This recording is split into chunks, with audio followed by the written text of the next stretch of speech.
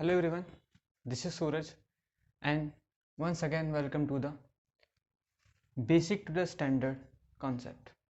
आज की वीडियो में हम टेंस पढ़ेंगे। उससे पहले मैं आपको रिकॉल कराना चाहूँगा कि हमने is am are was were has ever had के रूल पढ़ लिए हैं। जिन लोगों ने उसकी वीडियो नहीं देखी है तो इसको सीखने से पहले मैं आप चाहूँगा कि आप मेरी प्लेलिस्ट में जाएं। बेसिक टू स्टैंडर्ड प्लेलिस्ट है, उसमें जाएं, आप पहले उन वीडियोस को देखें और उनको देखने के बाद ही आप यहाँ पर आएँ, तब आपके लिए ज़्यादा बेटर रहेगा। चलिए अब इसको स्टार्ट करते हैं। तो सबसे पहले हमें समझना पड़ेगा कि टेंस क्या होते हैं और मैंने इससे पहले क्या आप लोगों को सिखाया था। पहले जो मैंने जितनी भी चीज़ें आपको सिखाई हैं उन सभी सेंटेंसेस में वर्ब नहीं थी। उन सेंटेंसेस में मैंने कहीं पे भी क्रिया का यूज़ नहीं करा, तो कोई काम नहीं हो रहा था। मैंने सेंटेंसेस बताए थे, वह घर है या वह घर था, उसके पास घर है या उसके पास घर था। इस सेंटेंसेस में कहीं भी कोई वर्ब नहीं है। बट हम जब बात करते हैं टेंसेस की तो इसकी सबसे मेन चीज़ होती है कि इसके अंदर हम वर्ब का यूज़ करते हैं, क्रिया इसके अंदर होती है और क्रिया को ही हम पूरी तरीके से टेंस के अंदर घुमाते रहते हैं कि कोई काम अगर हो रहा है, हो गया है या होने वाला है, वो सब टेंस ही तो है। तो हम टेंस को 3 हिस्सों में डिवाइड कर देते हैं। सबसे पहले आता है प्रेजेंट, पास्ट, फ्यूचर। जैसे कि आपको मैंने बताया कि ये काम करता है वर्तमान में, मतलब जो भी चल रहा है। ये भूतकाल में, जो बीत गया।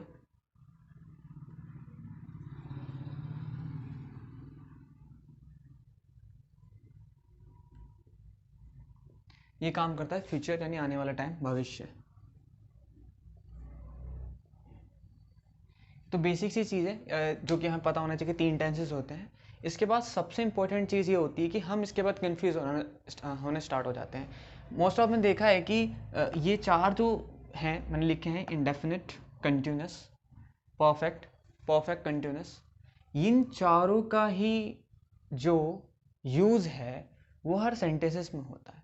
मैंने यहाँ पर इसको डिनोट कर रखा कि प्रेजेंट के अंदर भी 4 पार्ट होते हैं, पास्ट के अंदर भी 4 पार्ट होते हैं, तब फ्यूचर के अंदर भी 4 पार्ट होते हैं। 4 पार्ट कैसे होते हैं? Present indefinite, present continuous, present perfect, present perfect continuous, past indefinite, past continuous, past perfect, past perfect continuous, और ऐसे ही फ्यूचर के साथ भी। अब हमें समझना पड़ेगा कि भाई ये indefinite, continuous, perfect, perfect continuous होता क्या है। आप इन चीज़ों को समझ सके। अब हमें यहाँ पर ये ध्यान देना पड़ेगा कि ये चारों ही चीज़ें इन तीनों के अंदर एक स्पेसिफिक टाइम को ही दिखाती हैं।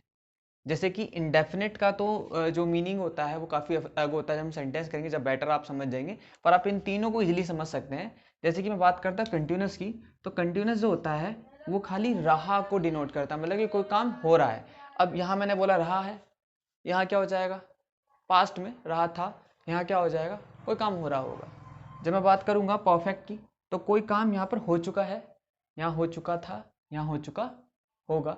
जब मैं बात करूँगा परफेक्ट कंटिन्यूस की, तो ये थोड़ा सा सेंटेंस जो है बहुत अलग साउंड करता है और ये बेसिकली इतना खास यूज़ भी नहीं हम करते स्पीकिंग में, बट ग्रामर के लिए बहुत ज़्यादा इंपॉर्टेंट टॉपिक है। इसमें कोई काम हो रहा है किसी एक स्पेसिफिक टाइम के साथ या किसी भी टाइम के साथ। जैसे कि वो 4 बजे से सो रहा है, वह 4 बजे से सो रहा था, वह 4 बजे से सो रहा होगा। ये तो हो गए चारों सेंटेंसेस आपके। उसके बाद हमें समझना यहाँ पे ज़रूरी है कि अब इन सब के भी अपने 4 पार्ट्स होते हैं। इंडेफिनिट टेंस जब हम स्टार्ट करेंगे तो इसके 4 पार्ट्स होंगे। कंटिन्यूस टेंस जब हम स्टार्ट करेंगे तो उसके भी 4 पार्ट होंगे। परफेक्ट भी स्टार्ट करेंगे उसके भी 4 पार्ट होंगे। परफेक्ट कंटिन्यूस भी स्टार्ट करेंगे तो उसके भी स्पेशली 4 पार्ट ही होंगे। अब 4 पार्ट कौन से होते हैं? सबसे पहले आता है अफर्मेटिव। अफर्मेटिव सेंटेंसेस वो होते हैं जो कि पॉजिटिव होते हैं। मैं समझदार हूँ, मैं सोचता हूँ, मैं पढ़ता हूँ, मैं खा रहा हूँ। इन सेंटेंस में हम नेगेटिव वर्ड यूज़ नहीं करते, नहीं करते हैं। नेगेटिव सेंटेंस नेगेटिव होते हैं जिसमें नहीं आता है। तुम सो नहीं रहे हो, तुम सोच नहीं रहे हो। इंटेरोगेटिव सेंटेंसेस, जो सेंटेंसेस क्या से स्टार्ट होते हैं। यहाँ पे मैं बता दूं आपको, इंटेरोगेटिव सेंटेंसेस के जो आंसर होते हैं हमेशा यस या नो में होते हैं। समझना चीज़ को आप ध्यान से। मैंने बोला कि क्या तुम सोचते हो, मेरा आंसर क्या आएगा? हाँ या नहीं। क्या तुम सो रहे हो? हाँ या नहीं? क्या तुम सोच चुके हो? हाँ या नहीं? तो इंटेरोगेटिव समझने का सबसे सिंपल तरीका होता है कि अगर हम किसी भी क्वेश्चन का रिप्लाई यस या नो में दे सकते हैं तो इंटेरोगेटिव है।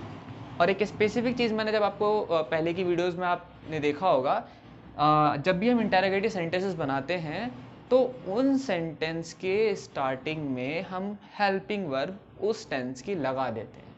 हेल्पिंग वर्ब क्या होती है आप वीडियोस देखेगा समझ जाएगा, अभी फिलहाल हम आगे बढ़ते हैं। डबल-एस फैमिली वो सेंटेंसेस होते हैं जिनमें कोई भी क्वेश्चन पूछा जाता है और इनका आंसर यस या नो में नहीं होता, प्रॉपर आंसर होता है।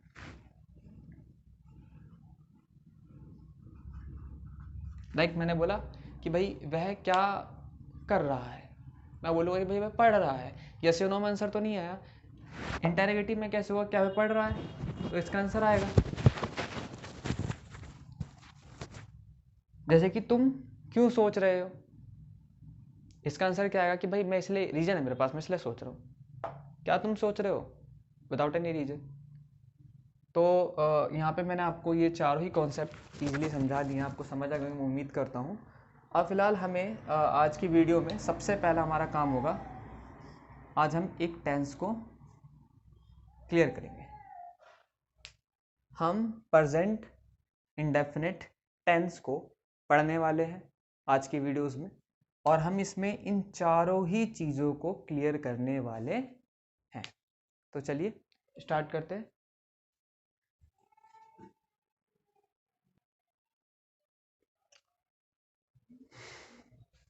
Affirmative sentence present indefinite tense का। अब इसकी आइडेंटिटी समझना सबसे ज़्यादा ज़रूरी है हमारे लिए। पहले ता है, ती हैं, ते हैं, वो सभी सेंटेंस जिनके लास्ट में ता है, ती हैं, ते हैं आता है। मैं सोचता हूँ, तुम पढ़ते हो, मैं खेलता हूँ, वह रोता है, वह गाता है, तुम दौड़ते हो, वह पढ़ती है, मैं पढ़ता हूँ, हम खेलते हैं। ये तो कुछ एग्जाम्पल्स। अब हम इसको बनाते कैसे हैं, मैंने आपको बताया था पहले भी कि कुछ जो हमारी प्रोनाउन होती है वो सिंगुलर होती है और कुछ प्रोनाउन प्लूरल होती है। आपको पहले ही वीडियोस देखनी पड़ेगी और आपको नहीं पता कि कौन से प्रोनाउन सिंगुलर होते हैं और कौन से प्लूरल, क्योंकि वो बेसिक है और वो आपको समझना ज़रूरी है, तभी आप बेसिक टू स्टैंडर्ड कॉन्सेप्ट को समझ भी पाएंगे। तो अब मैं यहाँ पे बताता हूँ कि अगर हमारा सब्जेक्ट सिंगुलर है, जैसे कि ही, शी या किसी का नाम, तो हम जब सेंटेंस बनाएंगे तो रूल होगा सब्जेक्ट वर्ब, वर्ब के साथ एस या ई एस और ऑब्जेक्ट। लाइक अब ये सेंटेंस है, इन सेंटेंस में वह पढ़ती है, वह एक लड़की है, तो हम शी यूज़ करेंगे। पढ़ने की होती है रीड, क्योंकि इसमें कोई हेल्पिंग वर्ब यूज़ नहीं होगी। आपको इंपॉर्टेंट चीज़ है, ध्यान रखनी पड़ेगी। ता है, ती है, ते हैं वाले सेंटेंस अगर अफर्मेटिव हो, पॉजिटिव हो, तो उसमें हम कुछ भी यूज़ नहीं करेंगे अफर्मेटिव सेंटेंस में एज अ हेल्पिंग वर्ब। तो हमने सी के पास सीधे वर्ब लगाई रीड, और यहाँ पर ऐसे यस में से हमने चीज पुट यहाँ पर कर दी। मैं पढ़ता हूँ, मैं के लिए होता है आई। अब यहाँ पे ध्यान देना पड़ेगा कि आई हमारा सिंगुलर सब्जेक्ट नहीं है, सिंगुलर प्रोनाउन नहीं है। हमें प्लूरल प्रोनाउन के साथ, यानी कि आई, वी, यू, दे, दोज के साथ एस या ई एस नहीं यूज करना है। I read, got it. See था तो मैंने ऐसे लगा दिया, आई था तो मैंने हटा दिया। हम खेलते हैं, वी, खेलने की, प्ले। अगर यहाँ पर ये ही के साथ होता या शी के साथ होता, वह खेलता है ही, प्ले सेम का सेम रहता इसमें। गॉट इट, समझ गए होंगे आप। तो अफर्मेटिव सेंटेंसेस हुआ। अब हम नेगेटिव सेंटेंस समझते हैं इसके। अगर आपको इसको नोट डाउन करना तो कर लीजिए।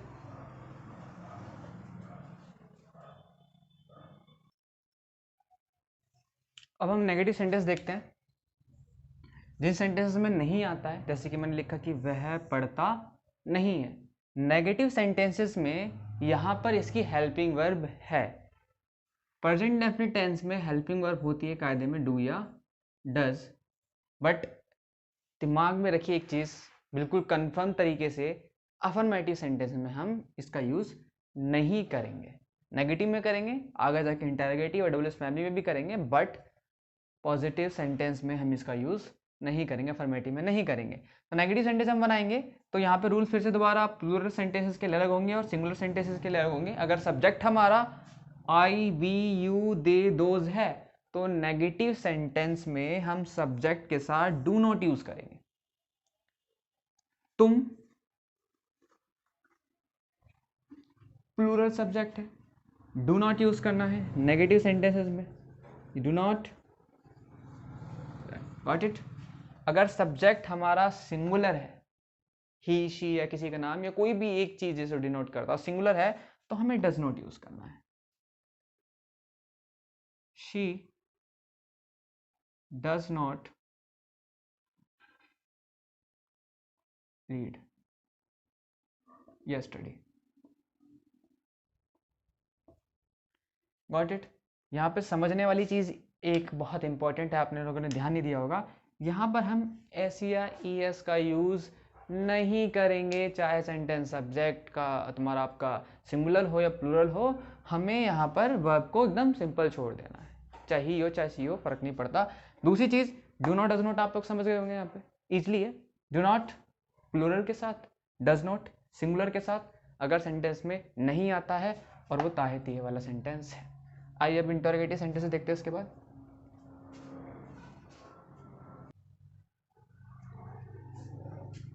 इंटरोगेटिव सेंटेंसेस, जो सभी सेंटेंस क्या से स्टार्ट होते हैं, मैं दोबारा से याद दिला दूं, और इनके रिप्लाई हमेशा यस या नो में आते हैं। वो सभी सेंटेंस जिनका जब हम जवाब दें तो हाँ या ना में आंसर आता है। या तुम जानते हो, हाँ मैं जानता हूँ, या मैं नहीं जानता।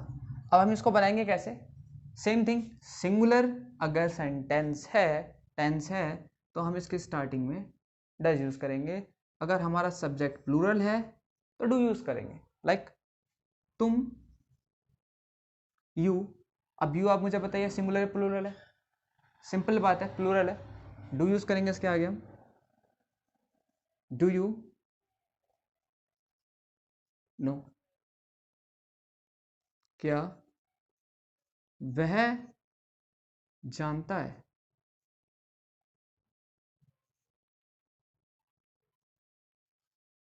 सॉरी, मैंने यहाँ डज क्यों यूज करा? क्यों यूज करा? ही सिंगुलर है और सिंगुलर के साथ डज यूज करते हैं। एक और एग्जांपल,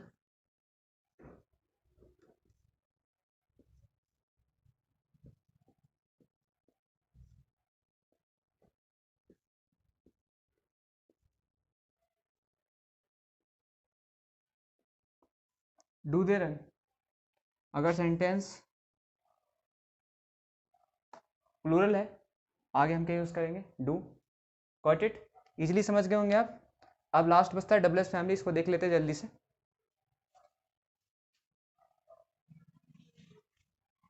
लास्ट स्टार्ट करते हैं डब्ल्यूएस फैमिली। डब्ल्यूएस फैमिली, पहले हमें तो कुछ वर्ड समझने पड़ेंगे। डब्ल्यूएस फैमिली वर्ड होते क्या हैं और ये मतलब इनके हम डब्ल्यूएस फैमिली क्यों कहते हैं, आप ध्यान से देखेंगे तो ये सभी में डब्ल्यूएस से स्टार्ट होते हैं। बस एक ये थोड़ा कॉन्ट्राडिक्टरी है, ये थोड़ा अलग अपवाद कह सकते हैं हम। व्हेन माने कब, वाई माने क्यों, वेयर माने कहाँ, हु माने कौन, व्हाट माने क्या, विच माने कौन सा और हाउ माने कैसे। ये आप लोगों को पहले लिखना पड़ेगा अपनी कॉपी में, क्योंकि बहुत इंपॉर्टेंट है और भी बाकी होती हैं। आप उसे या तो गूगल सर्च मार सकते हैं, मैं एक वीडियो पूरी डब्ल्यूएस फैमिली के ऊपर अलग से बनाऊंगा, तब आप उसको लिख लीजिएगा। अब डब्ल्यूएस फैमिली सेंटेंसेस जिनके बीच में डब्ल्यूएस फैमिली वर्ड आते हैं, ये सभी वर्ड आते हैं बीच में, स्टार्टिंग में नहीं, याद रखिएगा आप इसको।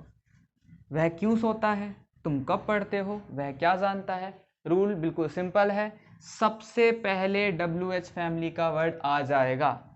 वह क्यों सोता है, क्योंकि क्या इंग्लिश होती है, मैंने वहां पे लिखी हुई आप देख सकते हैं। क्यों के लिए क्या होता है? वाई। वाई के बाद यहां पर हम डू या डज में से एक चीज यूज करने वाले हैं, तो हम किस पर डिपेंड करेंगे? डू या डज कैसे आएगा? लड़का है और ये सिंगुलर है। Got it? इजी। कब के लिए होता है? व्हेन। तुम है, प्लूरल है, प्लूरल के साथ डू यूज करना है, सिंगुलर के साथ डज यूज करना है। यहाँ प्लूरल है, डू यूज करेंगे। When do you study. Got it? यहाँ पर मैंने सेंटेंस क्यों लिखा है, क्योंकि आपको यहाँ पर मैं बार बार बोल रहा हूँ, इंटेरोगेटिव और डब्ल्यूएस फैमिली में डिफरेंस करना बहुत ज़्यादा ज़रूरी है, आप कंफ्यूज हो जाएंगे। इस सेंटेंस के बीच में क्या है? लास्ट में जो आपको बताया था उसके स्टार्टिंग में क्या था, और डिफरेंस देखिएगा यहाँ पर अगर मैं इसी सेंटेंस को स्टार्ट करता हूँ, क्या वह जानता है, मैं आपसे पूछ रहा हूँ क्या आप तुम जानते हो, तो तुम क्या कहोगे, हाँ मैं जानता हूँ। अगर मैंने बीच में क्या लगा दिया तो इसका जो रिप्लाई होगा बिल्कुल कन्वर्ट हो जाएगा। मैंने बोला वह क्या जानता है, या तुम क्या जानते हो मेरे बारे में, या तुम क्या जानते हो, समझ रहे हैं आप। तो इसका रिप्लाई हम यस नो में नहीं देंगे, तो ये इंटेरोगेटिव नहीं है, डबल एस फैमिली है। तो इसका ट्रीटमेंट डबल एस फैमिली की तरह होगा। क्या की मीनिंग होती है what does he know. Got it, समझ गए होंगे आप, इजी था। अब आपको समझना यहाँ पे ये ज़रूरी है कि ये प्रेजेंट इंडेफिनिट टेंस पूरी तरीके से ख़त्म हो गया है, और आपको ध्यान रखना पड़ेगा इस चीज़ का कि आप इनको अच्छे से याद कर लें, दिमाग में डाल लें, क्योंकि यही सबसे ज़्यादा इंपॉर्टेंट पॉइंट है। और इसके बाद आप इन सेंटेंसेस की प्रैक्टिस कर लीजिए। आपको कोई भी क्वेरी होती है तो आप कमेंट बॉक्स में टाइप करके लिख सकते हैं। तब तक के लिए thank you, stay home stay safe.